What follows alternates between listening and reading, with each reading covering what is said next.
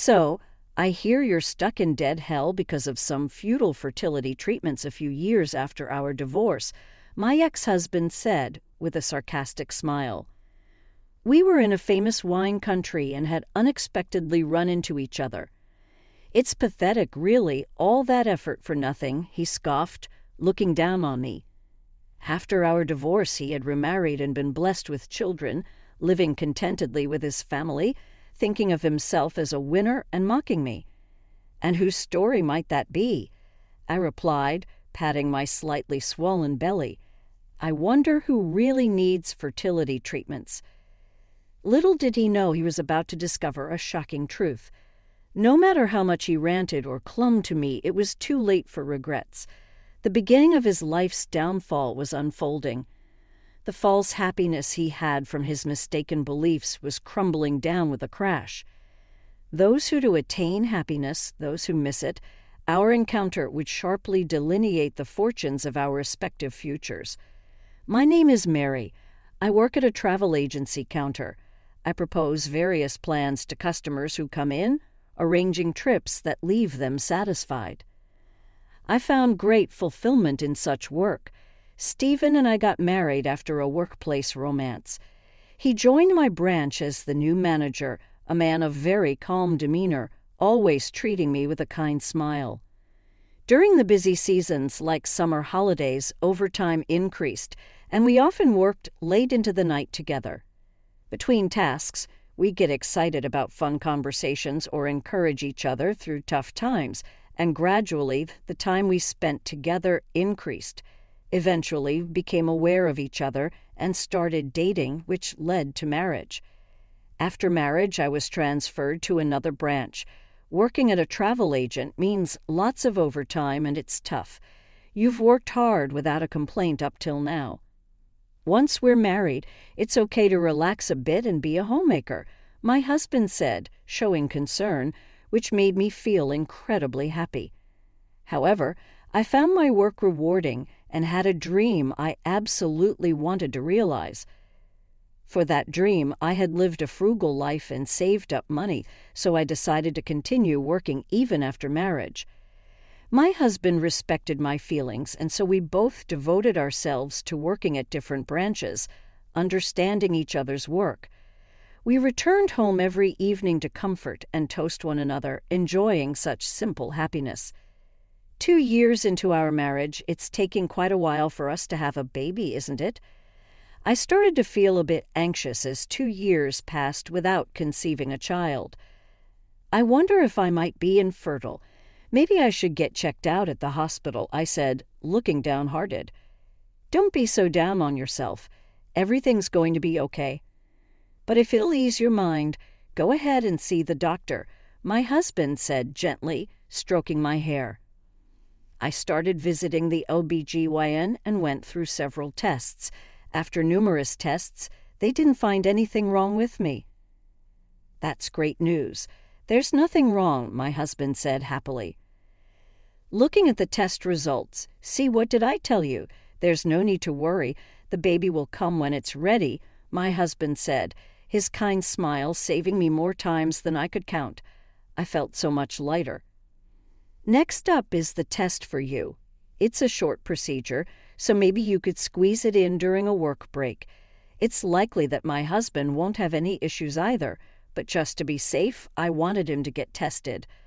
Of course, I was confident that my husband would agree readily. Why should I get tested? Infertility is usually a woman's issue, and it's pointless for me to do it.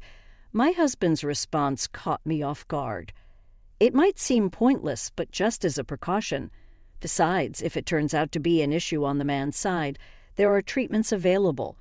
Won't you consider it? I could see my husband's expression cloud over. I understood his reluctance to get tested. If there was a problem found, it could be a blow to his pride as a man. It was a delicate issue, and I knew pushing him wouldn't be right. There's no rush when you have the time, but my husband remained silent. The day ended without another word on the subject. One day we went to visit my husband's family home. It was my mother-in-law's birthday, and we brought her a bouquet and a gift. When my husband was a child, His father had an affair and then disappeared. Since then, my mother-in-law had to raise my husband by herself. I heard she had gone through a lot of hardships. My mother-in-law turned 65 this year and finally retired after years of hard work, never skimping on raising her children along the way. I've always respected her as a woman for that. I hope she can now spend her days happily and at ease. That's what I was thinking. The bouquet and gift, I was sure she'd be thrilled with them. With that conviction, I opened the front door of my in-laws' house. "Well, hello there," my mother-in-law greeted us with a bright smile. "Oh, what beautiful flowers, and this is a bath set. I'm so touched you remembered how much I love my baths."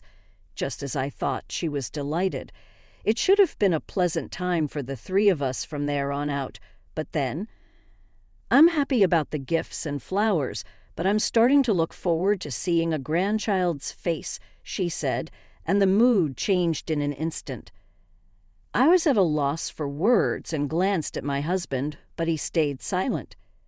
"Mary, I understand you're busy with work, but there are more important things than work, aren't there? You need to face your own health and think about starting a family. There are fertility treatments available nowadays. I have faced my health issues. I've been tested and there was no problem found.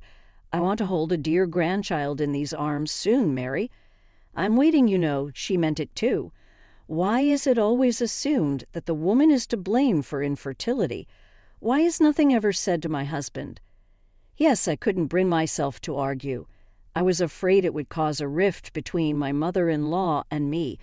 I wished my husband would speak up and explain properly, but he remained silent all along. It felt like the blame for not having children was being put entirely on me. I'm expecting to hear the good news of a baby on the way by my next birthday. Those words weighed heavily on me. Being given a deadline just makes me all the more anxious. I kept telling myself not to worry, but my mother-in-law's words echoed in my head constantly. I can't remember a thing from the conversation that followed. As evening fell, we left my in-laws' place. On the way home, my husband and I walked shoulder to shoulder in silence. The setting sun cast our long shadows on the sidewalk. I kept my eyes on those shadows the whole way. My husband's shadow marched straight ahead. What could he be thinking right now? How did he take what his mother said today? I wanted to ask, but I couldn't. No, I was afraid to, afraid I'd be crushed by his words again. We arrived home without a word. "I'm starved. Let's get dinner started," my husband said, as if nothing had happened. He was probably planning to end the day without touching on how I felt. I gathered my courage and broke the silence. "Hey, Stephen, about what your mom said today." He turned to me with his usual smile. "Huh? What about it?" Is that smile of his fake? She wanted grandkids, didn't she? I looked straight at my husband. "Yeah, but since we can't have them, we just got to wait, right?" "No, that's not what I'm trying to say. You were the one telling me to prioritize my health over work and to consider fertility treatments." I faced the issue head on and got tested, and there was nothing wrong. My husband's expression began to change. "Why didn't you say anything back then?" "It feels like it's all being blamed on me, but it's not me who's not facing the issue. It's you, isn't it, Stephen?" I hadn't intended to say it like that, but once I started, the words just wouldn't stop. All my pent-up frustration exploded. What the heck? Always talking about tests. I already told you that the cause of infertility is often on the woman's side, and what Mom said wasn't wrong. "It's not my fault," my husband shouted, his face turning red. This wasn't the man I knew. "I know it's not your fault, Stephen. It's wrong to blame anyone for infertility. I just want us to move forward, whether we go through treatment or not. We need to start with the tests. No matter how much we argued, neither of us would accept the other's point of view, and we remained at a stalemate. I can't deal with this anymore. I'm hungry. I'm going to go get something to eat." With that, my husband left the house. I was left alone in the quiet room. Suddenly, I felt all the strength leave my body, and I slumped down on the sofa. The image of my husband shouting came back to me. Was it my fault? I didn't mean to make my kind husband angry. That wasn't my intention. I just wanted to be understood. I wanted to work together to carve out our future. That's why I wanted the tests. I couldn't stop crying in the quiet room. Only the sound of my sobbing echoed. The next morning, my husband came home silently. You said you were just going out to eat. Where did you spend the night? I was worried my husband wouldn't even listen to my words. It doesn't matter, leaving just that one phrase hanging in the air. My husband left for work. It was our first big fight. These things happen. I thought he'd be in a better mood by this evening. With that hope, I, too, headed off to work all morning. I could only sigh, but my husband's mood didn't seem to improve. No matter how many days passed, he started leaving the house earlier than before and returning home later. On weekends, he'd leave without saying a word and come back only after I had gone to bed. The times we used to spend just the two of us had drastically reduced.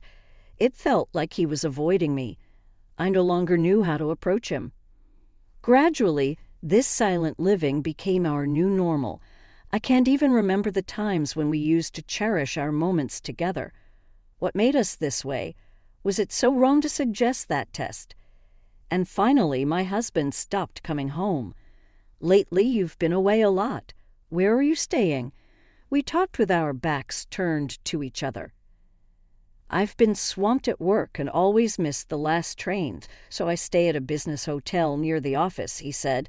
His back also turned to me. I see, and then he went off to the bedroom. At some point, my bed had become the couch in the living room, the excuse of work being too busy to end this life. That night, as usual, my husband came home with a heap of laundry. You might as well have her do your laundry at her place instead of coming all the way home, I said to his back. He stopped and turned around. What are you talking about? I told you it's work. Then he looked at me with a cold stare. Is this what work is to you? What exactly are you teaching this female employee after hours? I shoved several photos in front of my husband. The photos showed the two of them leaving the workplace and entering the apartment where the female employee lived alone. What's this? My husband seemed unable to hide his surprise. Don't play dumb with me. I've dug up everything, and these earrings, weren't they the ones she was looking for? They were caught on your shirt. He froze as he looked at the earrings resting on my palm. I never thought you were such a womanizer. Let's just end this now. You can date her openly. With that, I handed him the divorce papers. A tense silence filled the air. He stared at the divorce papers, shock written all over his face. Then suddenly he burst into laughter. What's this? Sour grapes. Are you jealous because we can't have kids? If you've got time to take pictures like these, why not focus on getting treatment so you can get pregnant? He had the audacity to say that. Who's really full of sour grapes here? I struggled to contain my rising anger. Divorce that suits me fine. She's pregnant. I've been wanting to cut ties with you ASAP. I'm only thinking about my new family now. To top off his affair, he got her pregnant. What a reckless man.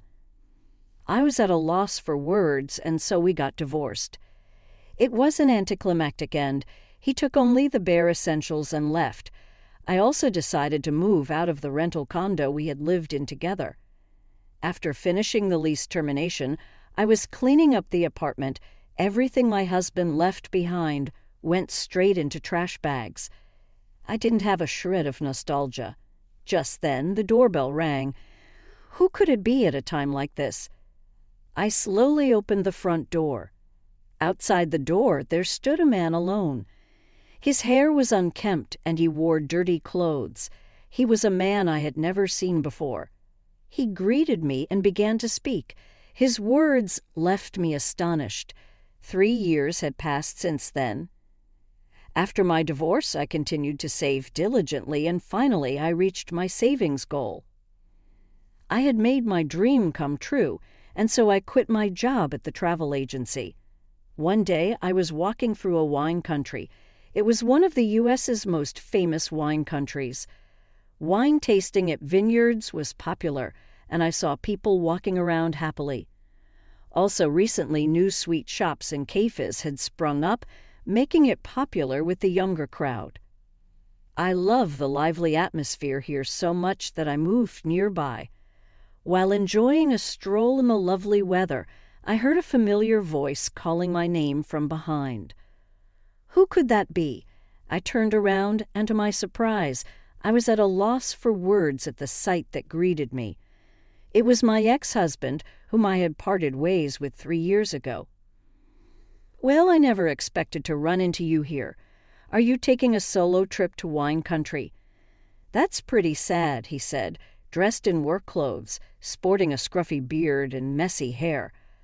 I wondered if he had quit working at the travel agency. "I never imagined we'd bump into each other like this," I replied, feeling my pleasant walk completely ruined. "So, I hear you're stuck in debt hell because of some futile fertility treatments." My ex-husband approached me with a sarcastic smile. "It's pathetic, really." "All that effort for nothing," he scoffed, looking down on me. My ex-husband probably wanted to flaunt how he's happily living with a new baby from his second marriage, thinking he's on the winning side and mocking me. And whose story might that be? I shot him a cold glare. "I got the scoop from the landlord of that rental place we used to live in. Sounds like you're in debt after I left. Some guy you borrowed money from came to collect, right?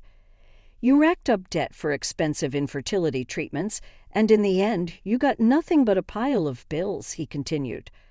The man he mentioned was someone who had come asking about money when I was cleaning out the apartment alone after my divorce. "Debt. You're mistaken about something, but hey, sometimes it's better off being wrong." I confronted my ex-husband with a truth that visibly clouded his expression. 3 years ago, after our divorce, I was packing up our apartment when a man came by.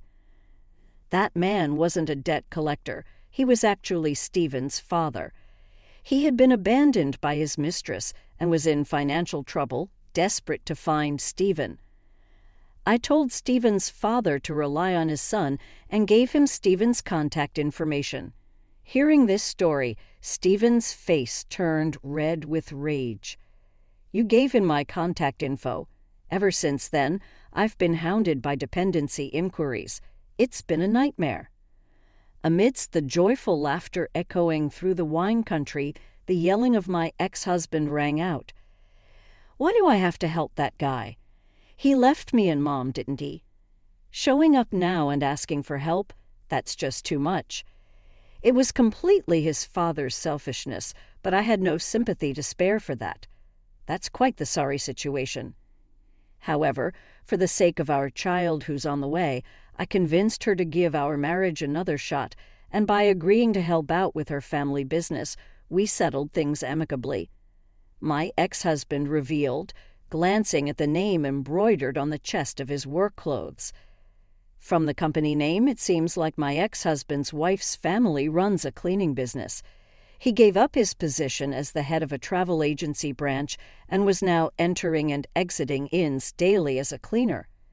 And since his wife managed all the earnings from the cleaning business, my ex-husband didn't have a penny to spend freely. It seemed his wife had seen through his womanizing ways and wanted him out of the travel agency and under her parents' watchful eye. "I'm the owner of this place," I revealed, watching my ex-husband's face turn pale again.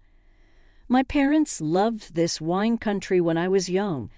Our family often spent time in a small hotel here in this city. That hotel, filled with our memories, had become old and run down, overshadowed by the new larger hotel that had sprung up around it. Eventually, it faced financial difficulties and nearly had to shut down. It was my dream to buy that hotel. I saved most of my income from the travel agency, and thanks to living frugally, I finally reached my savings goal. I bought it with the inheritance from my parents and my savings, renovated it, and successfully reopened it. From my experience in the travel agency, I created an inn that feels cozy for everyone, young and old, men and women alike. The reputation of the inn spread rapidly, now joining the ranks of the luxury hotel, and my net worth has reached $260 million. Especially popular at the hotel are the food menus tailored for each guest and served with a personal touch. Many guests come back specifically for the meals, reflecting the dedication of the chef who spares no effort for the sake of others. And then, I remarried him after the remarriage. I have no more conversations with my ex-husband. I turned my back on him. "Don't ever show up in front of me again," I told him as I walked into the hotel. Even so, when my ex-husband tried to follow me in, he was stopped by the staff and sent outside. The sound of my ex-husband calling my name faded away and eventually disappeared. Our unexpected reunion turned out to be a crossroads for each of our futures. A few weeks later, I received a letter addressed to me. I was shocked to see the sender. It was from my ex-husband. Everything with my ex-husband was supposed to be over. Wondering what he could possibly want now, I opened the envelope with a bit of nervousness. The handwriting, packed tightly on a single sheet of paper, had distinctive quirks. It was unmistakably written by my ex-husband. The letter contained astonishing news. Following our reunion, Stephen, suspecting that the reason for our infertility might lie with him, asked his wife if he was indeed the father of their child. Of course, the wife insisted it was his. But Stephen had long felt that the child was too different from him. After pressing his wife over and over, she finally confessed.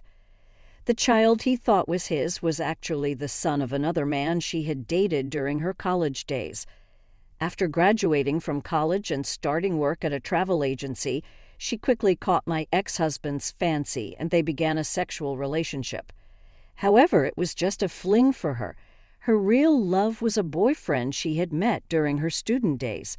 She became pregnant with her boyfriend's child and considered marriage, but once he learned of her pregnancy, he disappeared.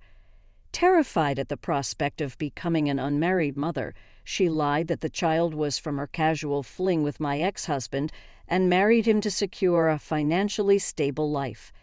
However, after the marriage, when she found out about my ex-husband's father abandoning his family, it echoed her own past of being abandoned by a boyfriend. So, to keep my philandering ex-husband on a tight leash, she threatened him with divorce, managed his paycheck herself, and never let him have any disposable income. Fed up with the constricting life, my ex-husband chose the path of divorce. However, his parents-in-law, who were on his wife's side, wouldn't agree to the divorce. Still determined, my ex-husband fled from his wife's presence with very little money to his name. Now it seems he's been drifting from motel to motel with nowhere to live. Even when he tries to find a job without a suit and with his unkempt appearance, he's not having much luck. It sounds like he's just getting bonded labor to afford his daily meals. He wrote that he wishes he could go back to those days, wanting to get back together. I thought I do pity my ex-husband's plight, but it's the path he chose. The fertility tests, the affair, and the way he scoffed at me when we reunited. He was always selfish, never considering my feelings. I'm not who I was back then. I have a bright future ahead, creating a family with my new husband and our baby on the way. I told him through a lawyer that if he ever shows up or tries to contact me, I will file for a restraining order. Then I tore up his letter. I'm due to give birth next month. The joy of meeting my baby is there, but I can't hide my anxiety about giving birth for the first time. However, my kind husband encourages me every day, always caring for my well-being.